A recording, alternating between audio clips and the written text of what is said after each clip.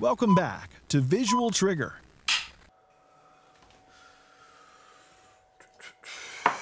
God damn, has it been a little while. But, you know, figured it was, I mean, there's more to it, of course. But I figured, I should be editing photos right now. We'll have a little taste of some Glenmorangie, the Sauterne cask. Make this a little nicer. I was with a really fancy friend of mine. He had just learned about this. Given the whiskey a little bit or scotch, whatever the fuck it is. The water just does something. Don't know. I'm not an ice cube guy. Don't eat it cold. You know. Should be editing some photos of what you see behind me. It's so funny because I haven't done this for a while. Changed the setup because I stopped doing it because I had certain things mounted to the wall on what's called baby nail-on plates. Baby pin receiver. They're amazing.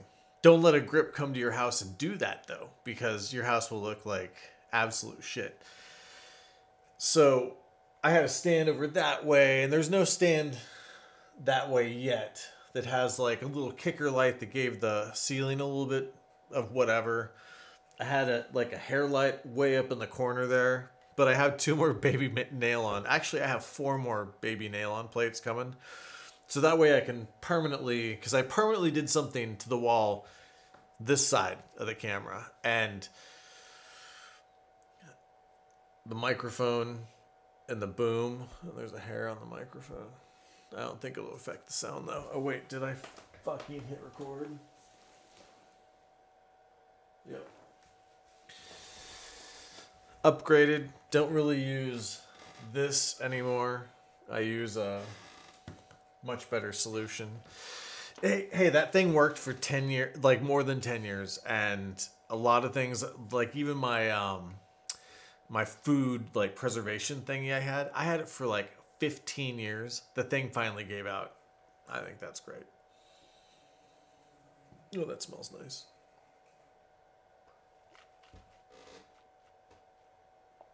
I wonder if you can hear, uhs and ums. Damn.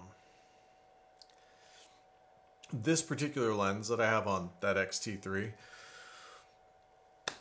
it's the 18f2. I think it was the first lens I ever got with Fuji, and it was like 2012. Works fantastic. I thought the 23 was a little tight in this new setup. I mean, the camera's kind of in the same spot, but I mean, behind me, I should be finishing what I just did, and I should turn those damn lights off. That's a bottle stage, so it's funny what you find yourself photographing. I mean, not that, like, I never thought I would, like, do, I don't know what that sound was. That was a loud sound. But I never really said, oh, I want to do product photography. Well, sometimes that's what presents itself. So you go back to your old assistant days and go, what did they do? They used, oh yeah, that's how you get rid of reflections. Oh yeah, that's how you, and because I remember assisting this one dude who did motorcycle parts. And so these are the days where you'd take a 4x5 or even 8x10 and you would do an 8x10 Polaroid, a Roid, and FedEx it to Chicago, New York, wherever the fuck these people were. And they would approve your setup. And then they would call you so you could start going again. Then you went to another point, made another photograph on a Roid, sent it again. Like, a shot would take like a week. Now, with digital, it's, I don't know. I love digital, so I love film too. Except, maybe it's the beauty of it, because I took film to my lab. And yeah, I still have a lab. My darkroom, I like to make prints. You know, what film, it's fine. But, and I have a Jobo that I just need to make one little tiny repair to, and I'll start doing it myself. But I hate scanning. Scanning is bullshit. And I even have that Nikon cool scan, whatever. It's really like, it was my buddy shot for a newspaper in Idaho, and I think they sold him a couple of them, and he sold me one that he didn't even use. I mean, it's brand new. I haven't used it forever, but because I have my lab do the scanning. It's so much better. And it's a Frontier. I think it does a fantastic job. Oh, I hear the fan from that modeling lamp. Do I get up and turn it off? Fuck it, I don't care. So I really have no idea how long it's been since I've done one of these. I suspect it's been months, and it's not like I've been super fucking busy, but I've been busy enough doing things that finishing I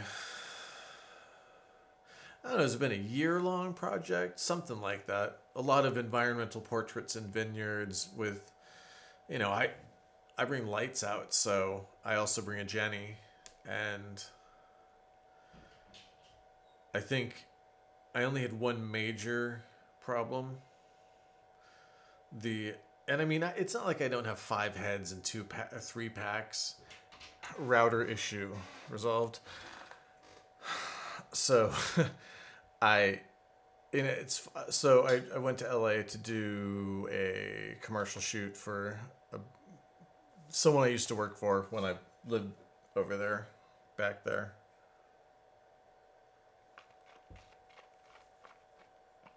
And he laughed because, well, first off, his brand new $10 million fucking house. Anywhere I plugged in a Hensel pack, blew the circuit, or just tripped every single fucking time. Big old fancy house can't take a little tiny pack, right? Whatever. So he thought I kept breaking things, and he's like, "You fucking photographers." He's French, and he doesn't sound like that. And if he watches this, dude, that's what my French voice sounds like. You fucking photographers, you always break something. And he's not wrong, because I remember as an assistant, I used to get chewed up by tripods all the time. Bled all the time because of tripods. Even my own tripods, not even the people I assisted. But I set up in this vineyard, and can you ever have too many sandbags? Well, no, I guess not. So I think I was going down to do that shoot, and this shoot was right before, and a little gust of wind took an Ellen Chrome modifier, a Rotolux, a stand, $1,200 head, and it only cost $450 to fix the head, which was great. And I checked eBay, no one was selling any of them used, so. Because, Hensel's still made, but it seems like, I always say, how long are they going to be around? And you know what, to be totally honest with you, if my strobes last another 5-6 years, I'm fucking good. I am so good, because now all I want to, I use Neela boxers. They're a pretty robust 200 watt LED. They don't have the highest CRI, but it doesn't suck. I'm not saying it's like some whatever, but these things, they're about a 1.2 ARRI HMI. That's what they look like. And they can totally compete with sunlight. So that's all I care about. Strobes, the thing is, you can do some really pretty shit with strobes. And I think the biggest thing with strobes is most people can't visualize what that looks like. Like, because the strobe isn't there. It only exists for, like, whatever, that 10,000th of a second. That's why I think, like, now with this whole nexus between stills and motion, I don't know. I think it's easier to visualize with hot lights, but now they're not even fucking hot lights. I mean, yeah, they're hot, but go grab a 2K tungsten with your bare hands and see what fucking happens. And I have noticed that I've used profanity a little bit more. I think maybe COVID is like, I'm starting to really get sick of it. It's so fucking lame. I know. I haven't gotten it. Along with like 99 point whatever other percent of the people out there. But whatever. So today, you know, there isn't one day that I don't look at like, oh, that lighting, the mount that was up there, but I was using the light for something else. I haven't done a YouTube thing in a while. I say that a lot. And today I was doing a status on Facebook about a friend of mine who I think she was like a fledgling stand-up comic. And I don't think I've met a more fucked up. And when I mean fucked up, I'm talking about using 90% of the psychotropic production of the world per capita in a group than stand-up comics. These people are fucked up. Anyway, ironically, and it's only ironic after I get to the next part, but a friend of mine who's doesn't, as a comic writer, director, producer, doesn't get any bigger than she is. She, because I don't know, I didn't check what pronoun usage they want. They invited me to watch this thing. And it was the dirtiest comedy skit at the upstanding citizens brigade. I don't know, because none of them were upstanding citizens. Zero. None of them. And you know what? If YouTube had some filter and they could, like some AI would know what I'm going to talk about, it's fucking disgusting. So if things like, if you get triggered by something, I'm sorry. I don't care. I really don't. Anyway, so this friend invites me to this comedy skit. And I, you know, doing what I've done for a living, I know exactly where to sit if I have a camera. And the only camera I had was my MP. And I think there was a half a roll in it. And I brought a roll with me. One would think that'd be enough. Well, anyway, there's one disgusting skit after another. I mean, these people make fun of AIDS babies on a regular basis, and they think it's fucking funny. That's not who you know, those aren't the people I mean, I'm not saying they're bad people. I'm just saying they're a strange group. The friend of mine who went with me, her husband was a really well-known stand-up guy.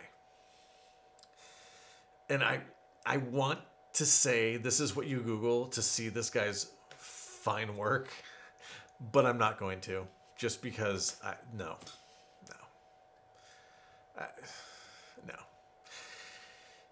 Anyway, my friend gets up and she's got a partner. I didn't know she was doing this with a partner.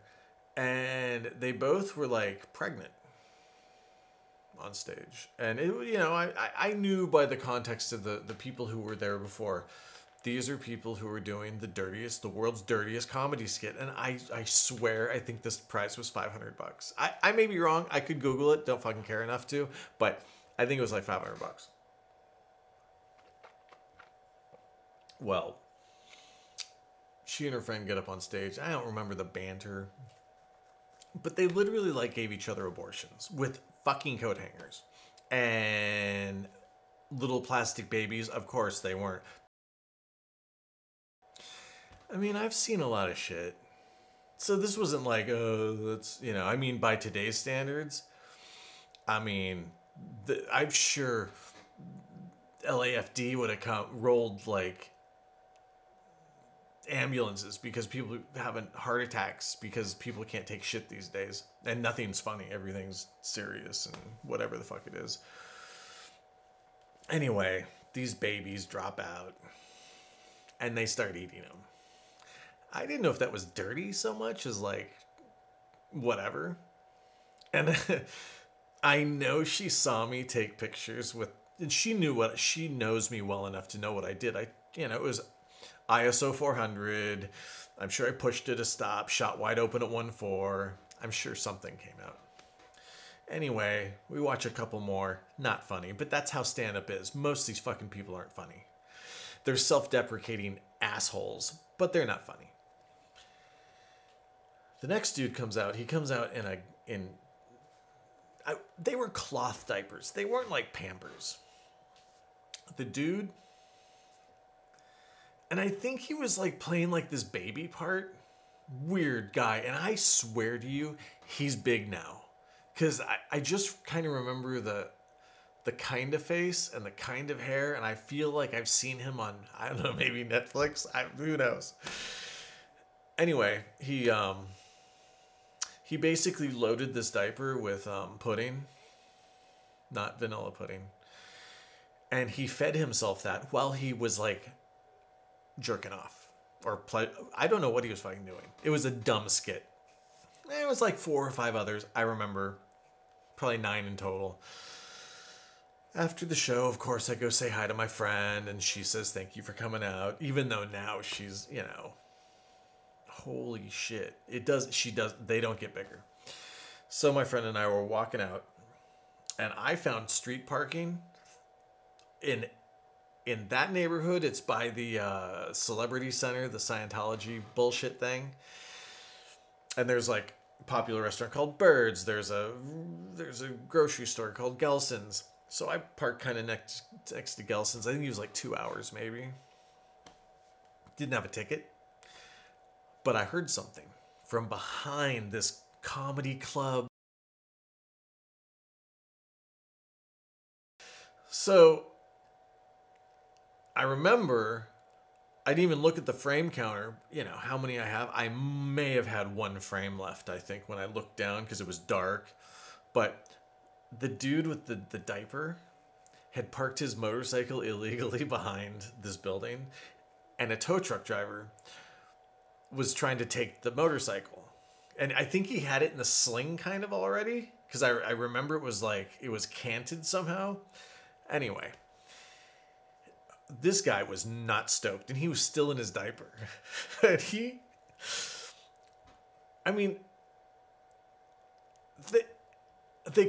they saw me staying there because, of course, you see a prototypical dude